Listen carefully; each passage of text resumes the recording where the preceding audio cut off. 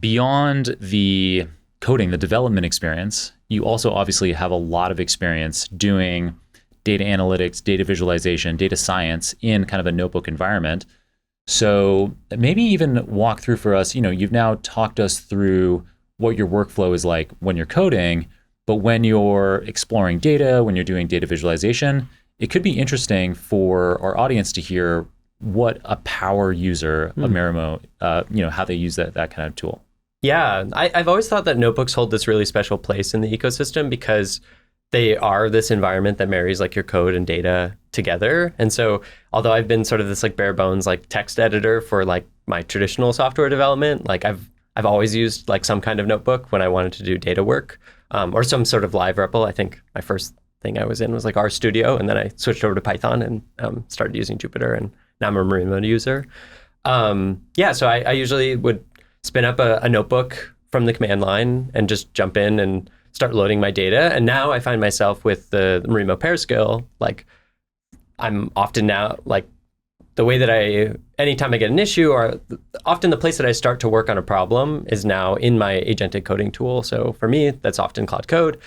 If that looks like some task that I want to like load some data, explore that data, I'm going to start asking to like start up a Marimo Pair session, and then starts describing at a very high level, sort of, these are the data sets that I want to look at, these are libraries I think that I want to do, and sort of being a lot, like I was saying before, a lot more declarative about like the approach that I want to take. I know exactly what I want to do with my data. And this is maybe a really dumb question, but when you start doing that Marimo Pair session, that's in the command line or that's in like a notebook environment? That's in your agent. So it'd be like Open Code, Claude Code, Codex. You can just say like, hey, I want to start working on my notebook. That the Marimo Pair skill teaches the agent how to start Marimo or connect to Marimo for you. And then you're driving Marimo from your agent. Whoa. So it would be kind of like you'd have it open in a browser window. And so you'd be working in, say you could have Claude Code running in a terminal. And so you're typing into that terminal, but then the agent is changing things in your Marimo notebook. Exactly. It's open separately. Yes. And you can also collaborate on it. So like you have the Marimo notebook interface. So if the code that it generates, or there's some tweak that you want to make to a cell, then you can go edit that by hand in the Marimo notebook. But then you can ask Claude, you say, hey, I circled something that's interesting in this notebook. Like, can you tell me about it? And Claude has access to that state now because of the way that they share this context. So it's like all that rich information that historically has been like trapped in that environment now is more context that you can offer to the agent beyond your file system. That's so cool. I love that.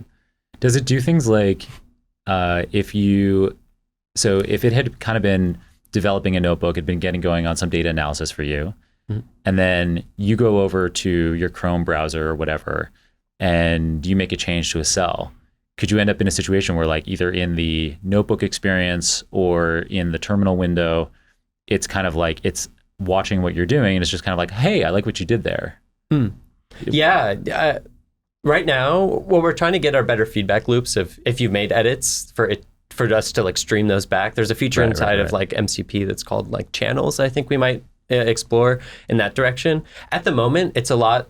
Claude has, or your agent has like access to running code inside the kernel. So if you've made a change, it can just it can grab any state that it wants inside the notebook. It can see your cells. It can take screenshots of cells now and look at those. So if you say like, hey, there's something interesting here, I'm not quite sure what it is, go off and use the other tools at your expense to help me understand what this is. Right. Like it's at your expense. At your exactly. Then that's something that's now context that you can feed back into getting somewhere with your data. So I like to think of it as when I started really adopting agentic coding tools for traditional software development, ideas for like software ideas started to feel a lot cheaper in the sense that, okay, that's not going to take me an afternoon. I could do that really, maybe just do this proof of concept. And I've had so many of those times inside of notebooks where there's something I know that I should look at or explore, but I don't want to figure out the API, or I can't remember exactly this thing. Yeah. And instead I can just say, maybe we should try like these different validations first, and then, let it work on that problem and then make some plots and bring me back when I can make my decision.